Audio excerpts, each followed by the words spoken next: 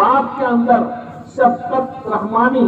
شفقت ربانی، شفقت پیدری، ہر کوالٹی کا، ہر نشے و فراز کے ساتھ اللہ رب العزت نے ودیت رکھا ہے۔ اسی لیے ہزار اختلاف ہونے کے بعد، بیٹے روس جانے کے بعد، بیٹے کے ناراضگی کے بعد، باپ کسی سنسان جگہ میں بھی اگر ان کو خبر مل جائے تو وہ بیٹا جو تم سے ناراض تھا وہ الگ ہو گیا تھا، ہر انتظام الگ کر لیا تھا اور لڑائی جھگڑے کی نوبت آ گئی تھی،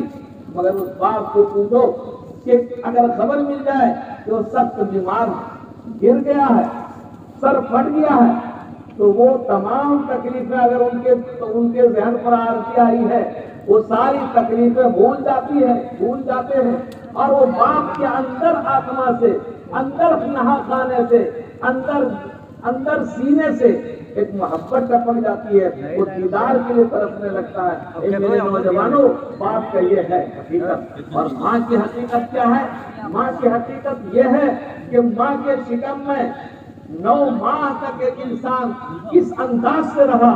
کس طریقے سے تڑپ کر کے اندر کے پورا نظام کو لے کر کے ماں کے شکم میں وہ بیٹھتی ہے تو بچے کا احساس جنم لیتا ہے، وہ چلتی ہے تو بچے کا احساس جنم لیتا ہے، وہ اور چلتی ہے پھرتی ہے، سب ہر حرکات و سکنات میں اپنے بچے جو ہونے والے بچے ہیں جو اندر میں شیرخوار نہیں اس کو کہا سکتے ہیں، اندر میں ہے، اور وہ کیا کس کائنات کے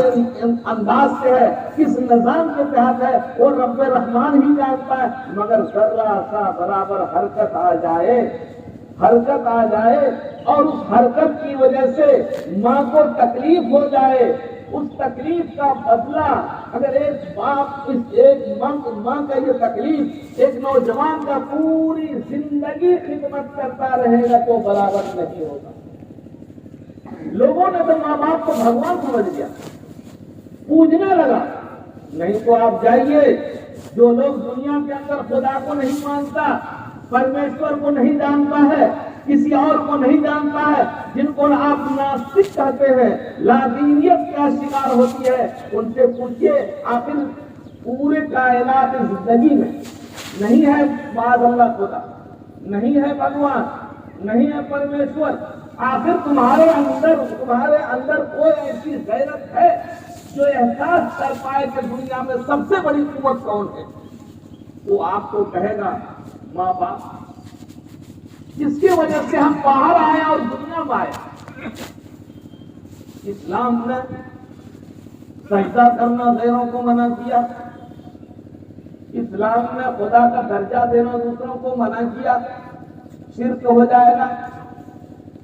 مگر اس ماں باپ کو، جس ماں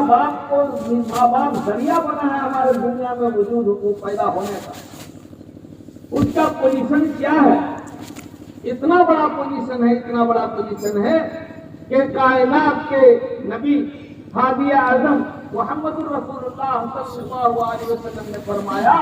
ماں باپ اگر راضی ہے کسی نوجوان سے تب تو خدا راضی ہو، پورا پاور دے دیا۔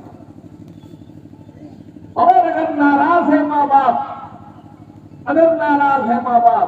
اگر دکھ کیا دل ماں باپ کا،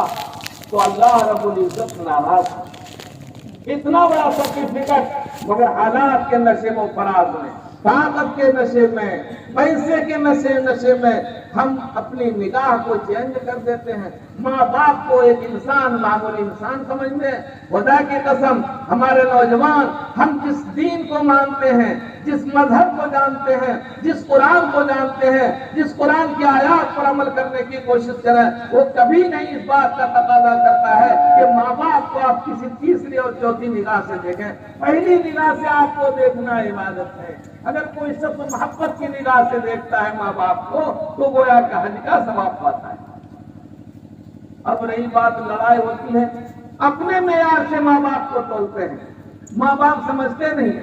سمجھے نہیں تو ویسے ہی اتنی کوشش کے بعد ہر پریاس، ہر روپیہ، ہر مکانات، ہر زمین لی ہوئی ان کے پوچھئے رات کی تاریکی میں. یہ الگ بات ہے 4 بچے اگر ہیں، 5 بچے اگر ہیں، دونوں تینوں 14 چاروں میں تفریق ہو سکتی محبت سے محبت کی، مگر محبت وہ محبت جو باپ اور بیٹے کے سینے میں باپ ہونے کی وجہ سے ہے، اس میں کوئی تفریق نہیں ہے.